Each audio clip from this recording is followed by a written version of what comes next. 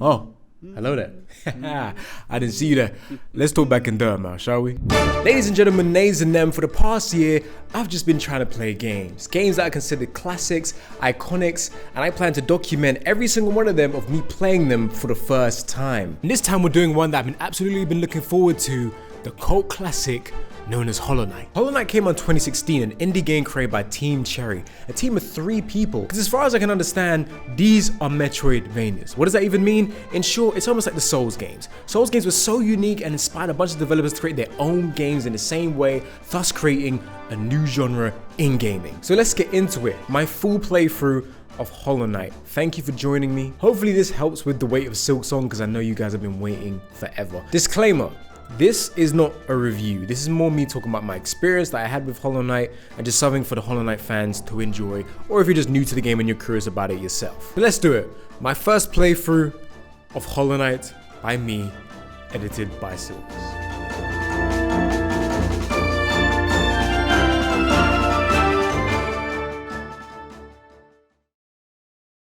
When I first booted up the game, I definitely ignored this because I really can't remember it. I didn't care for all this, but it was cool seeing it again during editing. I thought of the Leonardo DiCaprio meme. I didn't understand what the lore is. I still don't understand what the lore is, but we'll get into that later on. So of course, when you first boot up, it takes you through the tutorial, you do some platforming, and the whole time I'm just thinking, this is the character that you guys love? Like, he looks so lame to me. Like, why do people care about this character? One thing I do like doing when I play games is going completely against the developer's design. I know they put this guy here so I can talk to him, but I'm gonna completely ignore him, smack him at the back of the head as I go past. But everything seemed fine so far. Atmosphere was there, Dirtmouth was the same, and it had this empty feeling. It was dark, eerie, but everything felt like it was just minding its own business. So already I was like, I'm starting to think that I might be the villain here. But look at the way this cracker came through the door, just swinging his sword like an absolute lunatic, killing things that are minding their business. But I get my first death in the game because, you know, I'm just all for the games. So we ended up back at the bench. Now this was making perfect sense to me. It's almost like an Elden Ring. When you die,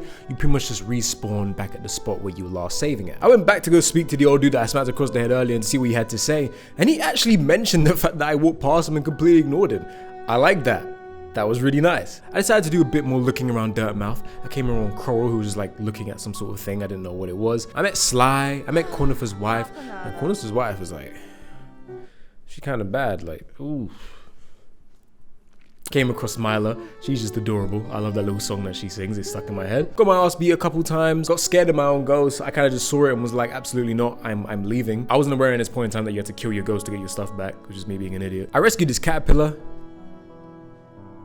Clearly I was just confused. Spoke to Cornifer for the first time and he got me a map. Didn't understand the map. I didn't know where I was meant to be on the map. That was really annoying at first. Platform had me absolutely struggling. For some reason, I just couldn't get the platforming down. I think it's mostly because the character in this game just feels very light. The controls feel very, very light compared to maybe a Mario. But we get to my favorite part of the game. Now I said before, I wasn't entirely sure if we were the villain, but this moment right here pretty much said everything that it needed to. It was so subtle, but it was so nice. This was the moment where I realized that our little ghost, little beetle looking thing isn't exactly a bad person. It's so subtle, but just done so beautifully for some reason. I don't know why I'm so impressed by something so simple. Makes you drink water, people. But I continued to explore and I was starting to understand the game a lot better as time went on. I found my first charm, which was the compass. I relied very much on the descriptions. If I didn't understand what the description said, the charms were pretty much getting ignored. I didn't care for collecting charms to at least like towards the end of the game because, you know, I just wanted to put my money towards other stuff. One of the cool things about Dirtmouth is that it acts like a safety hub. You don't really notice it in a moment because everything's so dark and eerie, but it's the only part of the map where you actually feel safe. And if you meet anyone cool in the world, they'll actually appear in Dirtmouth sometimes, like our friend Sly. So I was exploring as much as I could, but I got hit with a lot of dead ends. Not being able to reach things, which was like just really annoying. Every time you think you're making progress, you have something in front of you just to remind you, no, you can't go this way. You do have to remember to try and come back to these spots. If you forget about these spots, then you're gonna have a tough time getting through the game, which sometimes I absolutely did. Thankfully, there's a little quality of life stuff here when you can go on the map and like tag things and just put a little beetle shell. I don't know what they're meant to be, but you can put markers on your map, basically is what I'm trying to say. But I did get lost. I got very lost. At this point in time, it wasn't really annoying me. I just assumed it was just all part of the process. But the game will definitely let you know when you're making progress. Areas will start to look different, obviously. Little things you can trigger to make shortcuts. But we'll skip ahead a bit. Here is where we met our first key character, so I think Hornet. This is the first big interaction you get story-wise. Obviously there's lore here, I don't know what it is, but I'm gathering that she's important. Essentially, you kind of just have to chase her down because she is pretty much just like running away from you for some reason. But wait! Before we even catch up with Hornet, we gotta meet the best character in the game. The man, the legend, the god. Zote.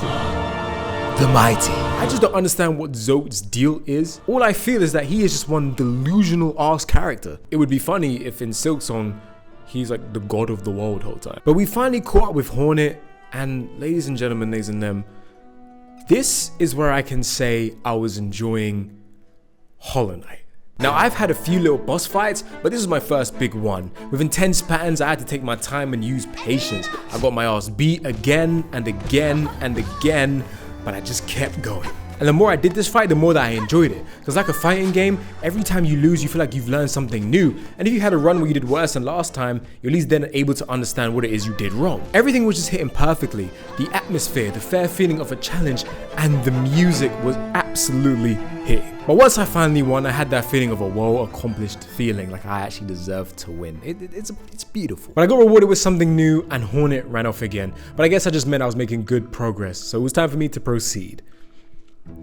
Don't look at me, I don't know where she went. But it's safe to say that I was just absolutely loving my time with Hollow Knight so far. After certain bosses, the game will reward you with things to help you get past obstacles that you couldn't before. The only issue is trying to remember where you got stuck at those places, but if you look at the map, you see the missing edges and that would definitely help. But I was really getting the hang of it now. Everything felt so simple. Everything had so much charm. The world was already feeling alive and it was feeling like a full adventure. It's weird how this indie platforming game feels more dense than the big AAAs. Like the characters you meet around the world, they all make these little sounds when you speak to them, which gives the game so much charm. Saubra, you could hear from a mile away as you enter the area. She's just constantly laughing. Like, why the F are you laughing?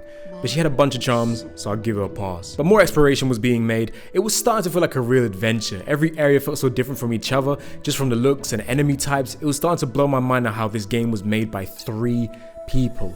I wasn't that far into the game, but the love, the care, the effort, I was feeling it. I kept thinking, if this game was made by 3 people, who the hell are doing these voices? Like, there are some weird sounds in this game.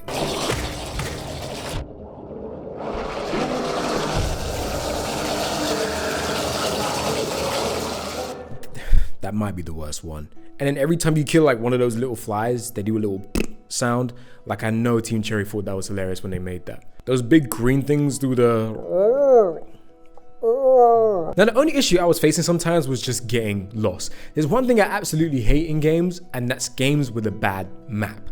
Admittedly, I'm not great at games. Well, it's not that I'm not great at games, it's just that I rush and I never actually read. Now, I'm not saying Hollow Knight had a bad map, but it was very easy to get lost to the point where you don't really know where you're going. But a lot of the time when I got lost in Hollow Knight, it was kind of just me being a bit silly, because every time I got lost and found where I needed to be, I kind of felt like that Drake and Yachty meme when they kind of look in the computer and they're like, oh yeah, like, look at what I'm doing. Like, this is a perfect example as to why I say I'm just bad at games.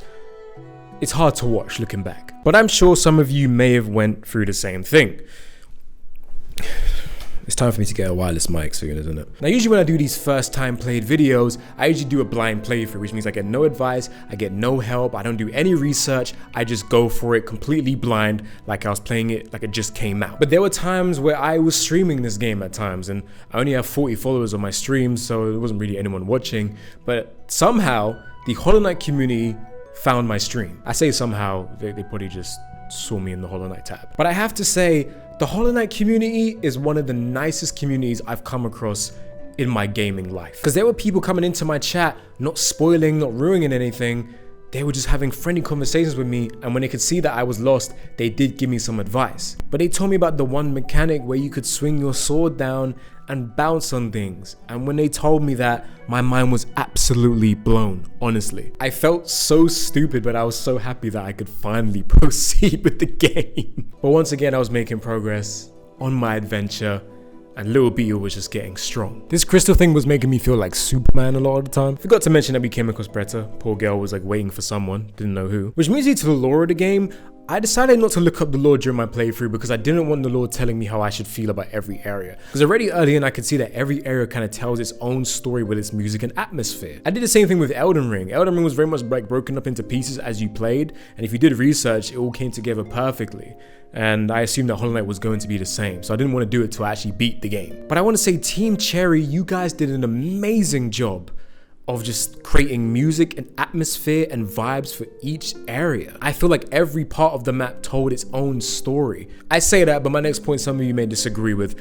I don't think the music is as high quality as it could be. Christopher Larkin is a composer for the Hollow Knight game, and I assume he's doing the next one. But I do think the music does sound a little bit amateurish compared to other games. I think the mixing and mastering could have been a little bit tighter. There's certain sounds and song grade does sound a little bit cheap, whether it's the synths, the plugins, or just certain instruments don't sound completely authentic. And that probably is because this is low budget, this is an indie game, but I would pick other games' soundtrack over this one for sure.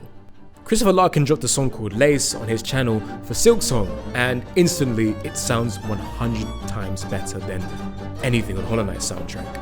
I'm not a professional in music, I used to produce songs, this used to be a music channel, so I like to think I got, you know, a little expertise into the whole quality of music. I'm somewhat of a producer myself. But the impact of the music is there, honestly, it's there. I've never played a game where a song has made me slightly emotional. I've given it a lot of thought, and I honestly mean it when I say this.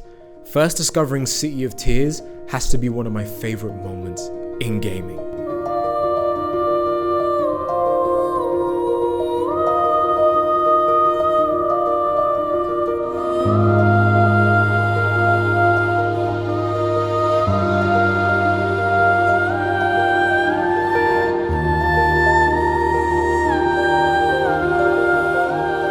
From the most fun enemies, the color palette, what it does to enhance the story, the sound of the rain, the timing that you find City of Tears in, hands down, perfect.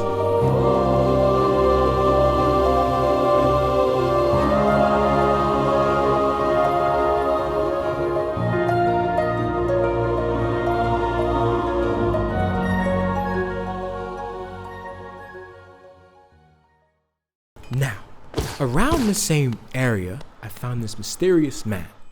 And he looked cozy, he looked like he was chilling, but I wanted to see what he was up to. And just from the sound of his voice, I was like, ooh, Vendasu, you sound cool. And he basically offers to strengthen my nails, so I'm like, okay, go ahead. Ranjo Stenja. Oh shit, look at him. Look at him, like that was gas. Like why did that have so much character to it? Like he did it like he was him. Like he really did it like he was him. Like again, I don't know why, but I'm so impressed by simple shit in this game. And as if the music couldn't get any better, I came across Soul Sanctum. The music also here is really nice. Enemies in Soul Sanctum though, not so nice. Now, by this point in the game, I played plenty of bosses, none of them, you know, being too crazy, but for the first time in the game, I came across a boss that really did make me mad. Because I'm talking about the Soul Master. I hated this boss. The boss itself weren't even hard. It's just trying to get up to him and trying to dodge these motherfuckers that make it so much more difficult, because by the time you get to the Soul Master, you're already low health because you just have to travel up there to bloody fight him. And as far as I know, he's the only boss with like an official phase 2. Like I celebrated when I beat him and then he kept going and I just wanted to cry. Oh, the Soul Master, honestly, hate him. He was fun though, but I hate him. I really did. Can we talk about my least favorite area in the game? Deepnest.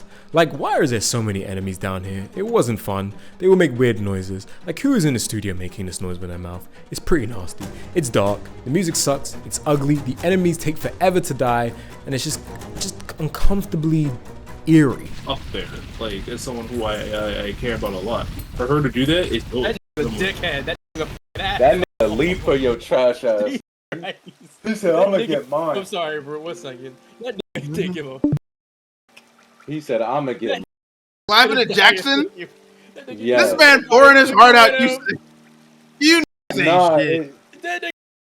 no, if you saw it, you would have reacted the same. I know that's what they were going for, so I guess they executed it perfectly. But once I found the Dreamer in this area, I just didn't plan to come back. I just did not want to come back at all. Hollow Knight fans, you're allowed to disagree here, but one thing that did annoy me about the game was pretty much 2 things, really. I hate how far benches are from bosses. That really did irritate me. Again, you want a fair fight with a boss, but you just can't do that because they're just so damn far. don't know why. That really does annoy me. And again, a lot of games do this, so it could just be a gaming thing, and they probably don't want to sacrifice that to their game design for a location of the boss to make your life easier. They want to pick game design over making your life easier, and I completely understand that, but it does really annoy me. And secondly, this thing here. I mentioned this earlier. I do feel like this is one of the weakest things about this game. I don't like this thing, because when I first started the game, you find this thing in fungal waste. Is it fungal waste? I think it's fungal waste. And you have no idea what you're supposed to do with this thing. So you can hear Hornet's humming. So it's making you think you're supposed to be in there from pretty early because you find it early. So every time I unlock something new from the game, like being a boss or just doing something within the story, I'd always come back here thinking I could finally get through, or it would just open up for me. Because it really feels like it's put here by devs to stop me from getting here too early. And that's my issue with it.